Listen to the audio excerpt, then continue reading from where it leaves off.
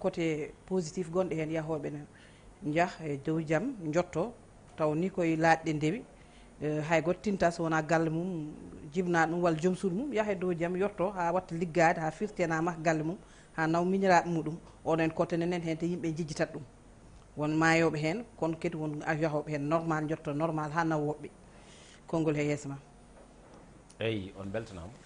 weltinima aussi ceerno Tidiane ne ardi hen ni fulɓe noon ne kewi haalde konngol eɓe mbiya so tawi galle baba yiɗananima koyere wota ñande ɗum winde ko haala he woni ɗon kono noon e nder ka ɗon haala wiya ko wonde so tawi a ummima aɗa yaaha ya warto nde tawno voie légal ene woodi e voie mo wona légal ene woodi woni voie mo gandanɗa hoorema ko on woni mo ndewata so tawi wonde aɗa yaaha waalo fendu walla aɗa yaaha caggalleji ene woodi voie mo gandanɗa hoorema on ko risque ɗum ko yaɓɓude jojande wiyete neɗɗo noon way kono jiiya ɗo hen oto omo waɗi nombre yiddema yaade woto tagui wiide wonde yo oto wat 6 charge so tawi oto waɗi 6 charge janggo e jaam so tawi o paanoyo lawol walla waɗi accident oto Allah wat firti wonde kam ka jaɓɓuɗo jojande nde tawno aɗa andi ko kewnoɗo aɗa wonno fadde goɗɗo donc ko noon woni no wayi yiddema yaade woto addane wartade ɗum woni gueɗal ngal gueɗal gongal keddigal ngal hen sahaji enen africain ji pour mbawen wadde avancé ko probléme par ce que tagui mi wiide wonde ko probléme pour mbawen wadde avancé hande sa yeehi Europe walla yeehi un peu partout dans le monde yimɓe nana mbaɗa entrepreneuriat goto foti waɗa entreprendre hay goto ɗaminaki e salaire nde wonde ko ɗum woni ko jogoro ɗum woni ko joɓetemɓe par lewru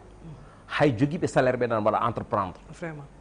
goto foof ene ƴeewa ne yañiri gueɗe mum goto foof ene ƴeewa ha joni ne dañiri saabu ɗum salaire o tan a wawa dañde hen ko jiɗɗa dañde a wawa wiide wonde aɗa ñaama hen aɗa yara hen aɗa ñammina hen woɗɓe ene jara hen uniquement so tawi a dañi ɗum ɗon alay saago jogoɗa gueɗe goɗɗe ɗe gandanɗa hoore maɗe mbawa sukkandema yogay jolɗe ko ɗum saabi wonde an joguiɗo boutique walaba o walla an joguiɗo boutique o walla an joguiɗo magasin o il faut wonde so tawi a woni hen aɗa daña ko dañata ko aɗa suuri hen reeno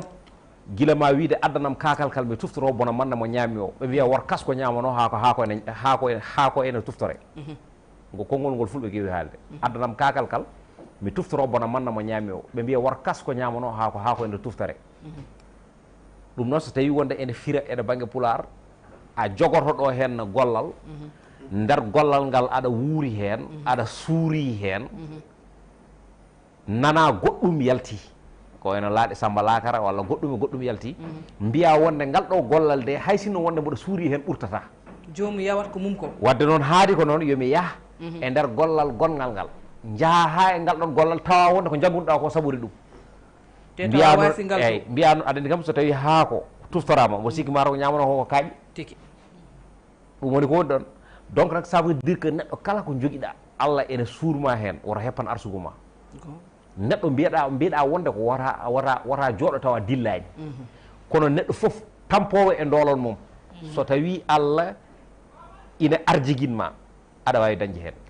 mais ayi côté sa wiyanomo hande mi jofno sa wiyanomo hande Diallo picci en nde koye yeyde colli mbiyata ko wona gonga sa wiyanomo wonde e jamanteruji nanɗo ɓe gandanɗa hoorema e safa ɓe mbaɗanno ko siras mbiyata wonde ko wona gonga te min wonɓe ganduɓe ɓe gandanɗa hoorema ko sanga no min mbaɗanno siras ko minen mbaɗanno siras actuellement hande ko jamanteruji machallah nana jeehi un peu partout e nder oɗon tuma dans ce cas Allah ne arjiguiɗi ɗumen hen par ce que ko mbaɗi ko taƴanka bilan ko ndewi ɗo poti rewɗo ha jetti ɗo poti yetta ɗo e sa faami naati Congo a faami naati e nder business goɗɗo ha dañi hen ko poti wawde dañi hen ko kala ɗo jiiɗa ɓuɓri andu ko nangue wonno ɗon donc neɗɗo foof kala ɗo gonɗa woto heppan arsugo ma kono noon jogo miijo jogoɗa yiyande yanje woni jogade miijo e jogade yiyande yanje tan noon woto kala kaɗa waɗa suuɗo par ce que yimɓe fof so gandi to paɗa a yettoy taw yoɓe jiiya tan ɓe mbima wonde ka huwere yoɓe jiiya ɓe mbima wonde an ala ko jiɗɗa yoɓe mbiya ɓe mbima wonde an a firtani yoɓe jiiya ɓe mbima wonde an a liggaki ɗon noon ko ɗon noon so tawi wonde Allah hokkima arjiguima mo gandanɗa hoorema aussi ko ɗum woni hajude ko fadannoma nden wonata ɓe surprise jawdi fof ɓuuri welde wonde ko jawdi surprise neɗɗo ne sikka wonde ala haydara pina ñalawma goto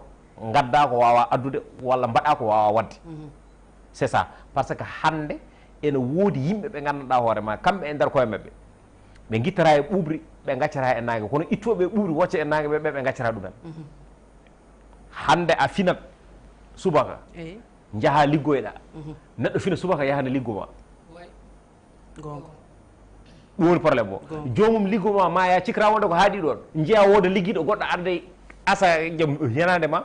ubbo hen inde neɗɗo ça veut dire ko hay mayɗo o ɓe gaccani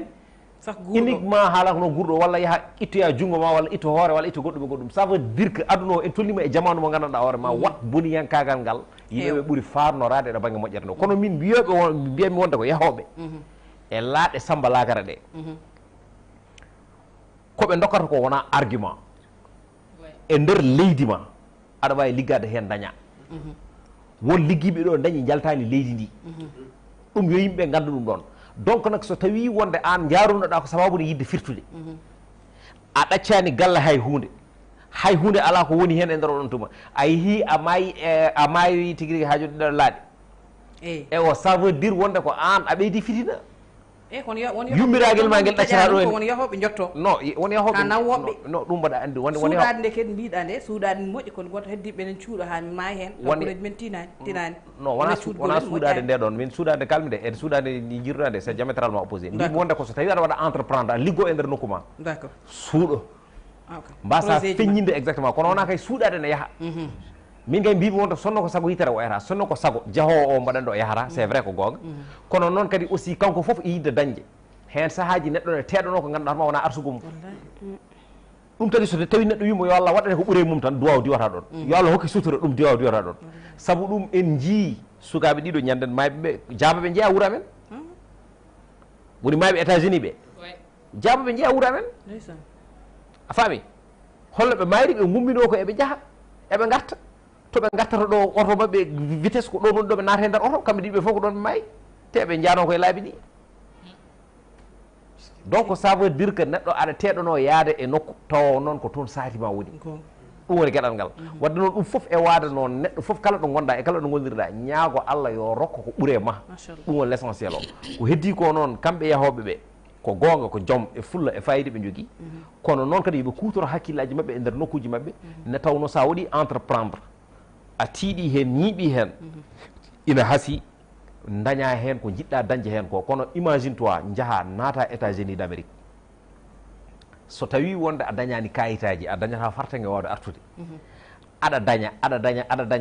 te aɗa andi wonde sa waɗi ɗo hene duuɓi ɗi mbatta ɗo hene ɗi so tawi wonde a yalti a heɓani kayitaji a artata ɗum tagma heddade toon aɗa ɗamini kayitaji a heɓani aɗa ɗamini kayitaji a heɓani won wonɓe toon ɓe gandanɗarma ha hande gonti wanantere machallah jomum artata aɗa waɗi investir ga hen galle ma mo coɗɗa o walla galleji ma ɗi coɗɗa hen tawa an a natta hen par ce que a fiɓani artude tawa a heɓani kayitaji heewi donc nak ça veut dire que sa arti a heɓani kayitaji kadi o ruttata min mi yii gartuɗo mo gandanɗa hoore ma ko toon wonno ala ko waɗani ga hen kono no artide e nder oɗon tuma o watti ko yaade e nder nokkuji omo ñaago